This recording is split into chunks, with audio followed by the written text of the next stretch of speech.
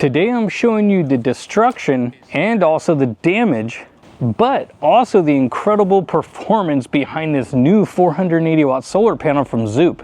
Now, I just got back from a trip from being in Quartzsite, Arizona, where I was there for over a week, and I brought this solar panel with me to use for several days, and honestly, this is probably one of the best performing solar panels that I have ever used. Now, this is a larger solar panel, being that it is 480 watts. It has a large footprint, so if you're wanting to use this in, say, an RV, you may have some problems putting it in some compartments, as really the only back compartment of my RV is really the place I could put it. Now, if you have a toy hauler or something, then this will obviously fit in a lot of places, or if you want to use it for home, for maybe some home backup systems, this is definitely a great option, as because it is large enough to provide an ample amount of power. Okay, so let's head out to the desert so I can show you exactly how these were performing and a little bit from the trip. I'm out here in the desert and there's definitely a storm coming. It's 20 miles an hour out of nowhere. All right, check out these conditions. So broken clouds, a lot of high clouds, but still this solar panel is performing well. Look at this. So 450, 475, still climbing now that it's starting to clear up. Look at that. Wow, over 500. This solar panel, honestly, this is like the third time I've seen it do this. It's pretty impressive. Okay, now plugged into the EcoFlow power kit. Look at that. Still, again, 500. This is with a different unit, but it's just out here. Check it out. Go out here, and there it is. It's lined up pretty good right now, but still, impressive numbers. Oh, such a downer that this just got flown from way over there. I'm actually testing this brand new solar panel out, and the winds just, they can do that here in Quartzsite, Arizona, but the winds literally just came out of nowhere, flipped this thing from, let me show you, this was over right here, and I had it basically right next to the Starlink right about here, going over to there, and it just flung it. So let's check out the damage. Oh, poor solar panel. I actually literally watched it because I heard it and then it flew. That's crazy. Okay, before I go fix the solar panel, check it out. This is the one on the ground and it's still putting out almost 190 watts after it got flung. All right, let's go fix it. Oh, a little bit of damage. Oh, maybe I should get the anchors. Okay, so this is some of the damage right here. Oh man, this thing, oh, like I said, it flew like a good 10 feet. And then we have some damage over here and a little damage down there. There's also a little bit just up on this frame over here. And let me show you the other spot. But you can see the marks right there, and it's starting to get pretty windy, which it wasn't really supposed to get that windy here today, but we have a little bit of damage here. Some of this looks like it might come out. I mean, not exactly, but anyway. So it doesn't look like any damage to the cells. It's really just damage to the actual surface. Anyway, that can't happen, and maybe I should have had the anchors out, but I didn't really think the wind was supposed to kick up today. It was supposed to be kind of, a light breeze, but when you're out here, it doesn't matter. The weather can change dramatically pretty quick. And now with it set back up to 460 watts. It's about 70 degrees out right now, like in the sun. If you're in the shade, it's a little bit cooler. This is the roof solar, and that's my third one, which is that Zoup solar panel. But 460 at the moment. Still working really good. That's about what it was doing. Oh no. I guess I'll have to get them out of the bag because it looks like the wind isn't going anywhere, and I don't think that did any extra, but maybe it did. Who knows? Okay, there's the anchors, which maybe I should have had them in earlier, but it wasn't really supposed to be that windy today. So let's see if we can kind of get a spot here in this stuff.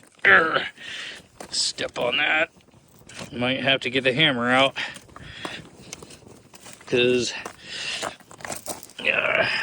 so we'll get the rock.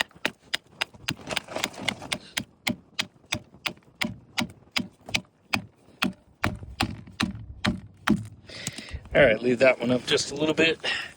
Oh, trying to move.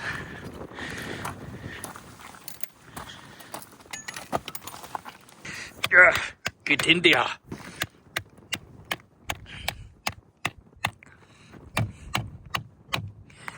There's 3, and actually they're in there really good. It'd take quite a bit to yank these suckers out, that's for sure, but might as well do the 4th one. Ooh, that's a good flat rock. Flat rock.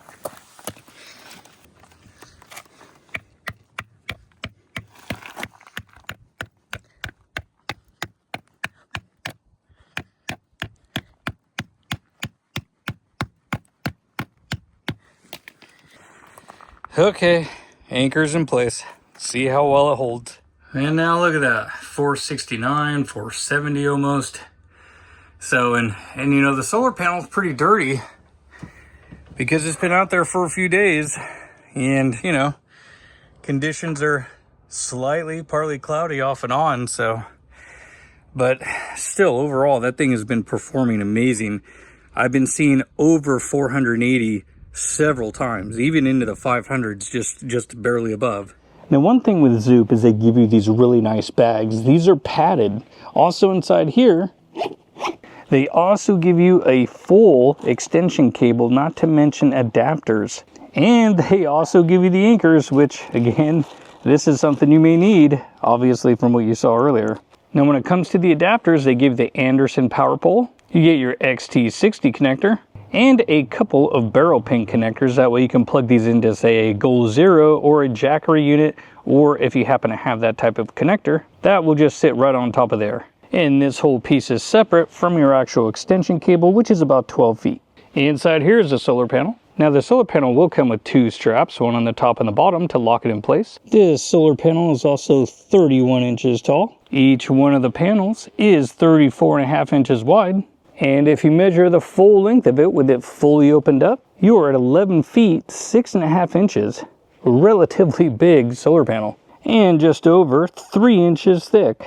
Now, each one of these panels is 120 watts being bifacial, and that is why we saw such good performance, again, when I was out in the desert. They have their new legs, which this is the only thing I'm still hoping for, is eventually something that's maybe telescopic. Gives you a little bit more flexibility and get that panel a little more upright for those winter months. Now, it is really hard to see, but right there is where our open circuit voltage is, right at 49.3 volts. So if you are looking for something that is under 60 volts, this would be the panel for you.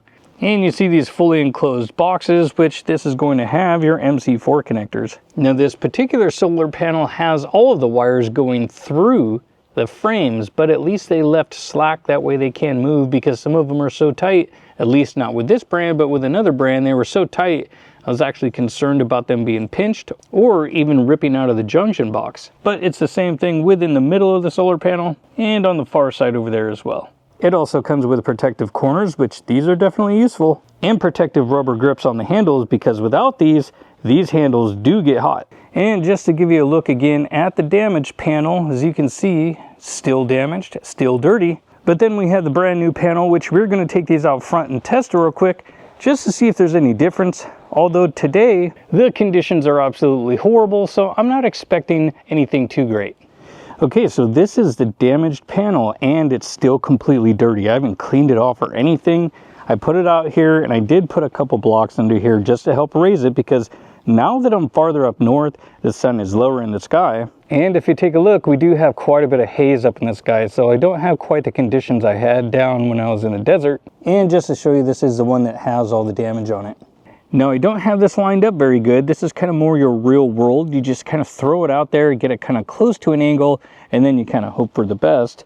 And with that haze in the sky doing about 350, I did see it up around 410 to 415 just about 10 minutes ago when I first put it out here. Of course, the panel was also still cool, and I didn't have that haze. So now what we're going to do is we're going to put the brand new one out here just to see how well it does. And just as I was getting ready to swap this, you can see we're back up over 400. This is the best I've seen, at least with these conditions today, but it kind of gives you a little idea just the differences between being here and also where I was in the desert, where the conditions were a little bit better.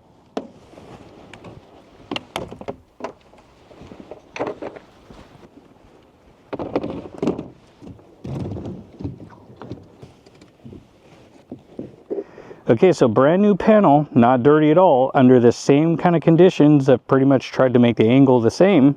Still have that same high cloud in the sky kind of hindering our conditions.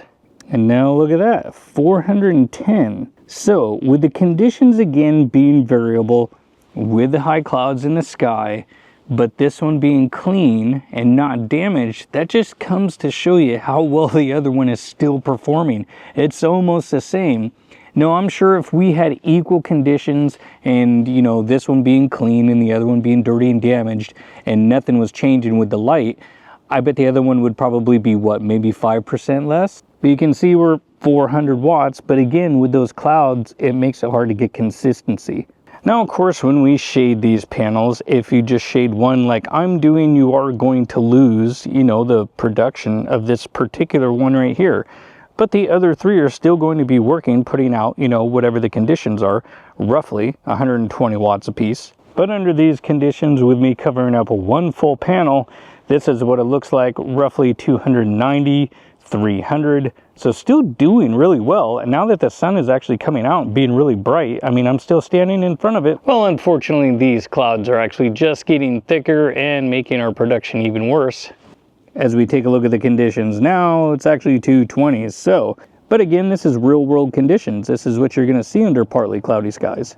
Or if you happen to have those high clouds and kind of a haze in the sky due to smoke and fires in the area, because there are a lot of people who still use wood to heat their homes. Now, yes, Zoup did send these out for me to test, and they were given to me for free, just like a lot of other influencers out there. And some of you are probably thinking, oh, well, I'm just advertising it because I got it for free. Actually, I am not, and I don't care if you buy this or if you buy a different brand. Because I've also advertised this panel, and if there's one thing that a lot of companies don't like, they don't like seeing other people's panels in their videos. I don't care. If you want to buy the Renogy, you can, but you're going to pay more, you're going to get less, and you're going to get less performance.